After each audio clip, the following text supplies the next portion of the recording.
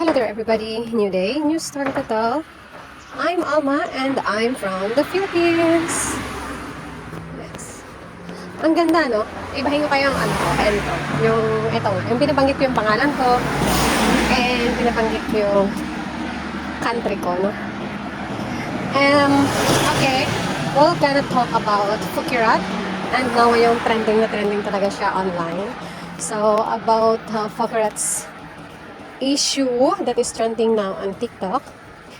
And by the way, naglalakad ako ngayon papunta sa aking trabaho. So, trabaho ngayon is 4 p.m. until closing. It's like 7 hours. And the time now is 3:46. So still I have time to make blah blah blah here on TikTok. Okay, balik tayo kay Fukirat's. Isa siyang Ilongga. Katulad ko. Okay. So, Fukirat's issue is about traveling, going to Dubai. And she is first time to come over in Dubai. Okay, we all know that Dubai is part of Arab country, is a Muslim country, and it's in the Middle East country. So, yeah. So, hindi tayo magbabash dito. So, magbibigay lang tayo ng konting knowledge or konting reactment dito, no? So, magre-react po ako dito. Kasi relate ako dito at may konting kaalaman din ako dahil dati po akong nagtrabaho din sa Bahrain. So, it's part of Middle East. And pangalawang country ko po is isa ring Middle East country is yung Muscat, Oman. Yung malapit talaga ito sa Dubai. Okay, we all know na tuwing pupunta po tayo ng abroad, talagang kahit hindi ka man dadaan ng videos or something from the government na magsasabi sa'yo ng orientation tungkol sa country na pupuntahan mo, is talagang pwede ka namang mag-own or personal research mo tungkol sa country na pupuntahan mo. So, accepted niya naman or admitted niya naman na hindi talaga siya aware. Okay.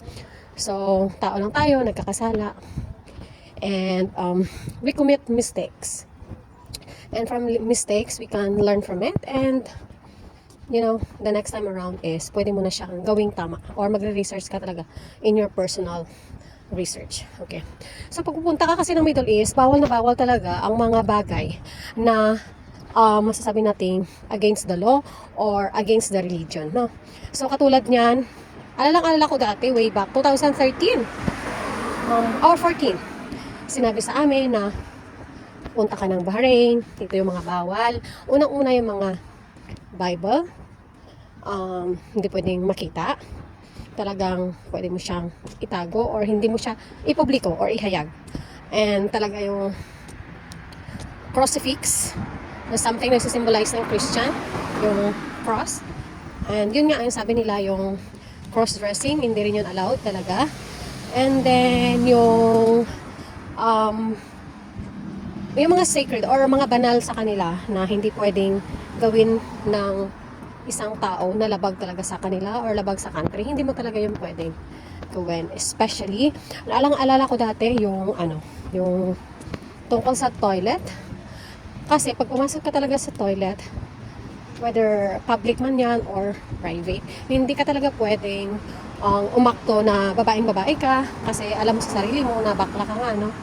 So, transgender or what. So, talagang pupunta ka ng toilet talaga ng lalaki kung talagang lalaki ka. In your papers, documents, and everything. Di bali nang nakahaba ka ng buhok or whatever, mahaba yung nails mo, naka-lipstick ka, makeup on, full glam, or what. Talagang pupunta ka sa toilet ng lalaki kasi lalaki ka. So, malaking bagay yun. Maling-mali talaga yun. Sa batas nila at sa batas ng tao, maling-mali talaga yun. So, bawal na bawal yun. So, sa mga tao dyan, dapat maging aware tayo sa mga cultures and rule and religion ng bansang pupuntahan natin.